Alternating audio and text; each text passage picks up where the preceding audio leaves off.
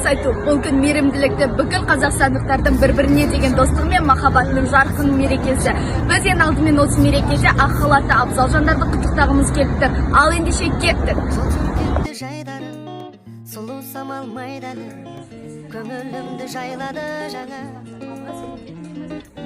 Жол жүргенде жайдары сұлу самал майданы көңілімді жайлады жаңа. Алыс түзу жолдар мен залдар жүректе оттай сезімім барда жетпейтін қиялымда бәрі алда.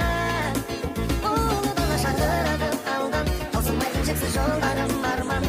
Әлі де талай аттанамыз ұзақ жолға. Әлі талай аттанамыз ұзақ жолға.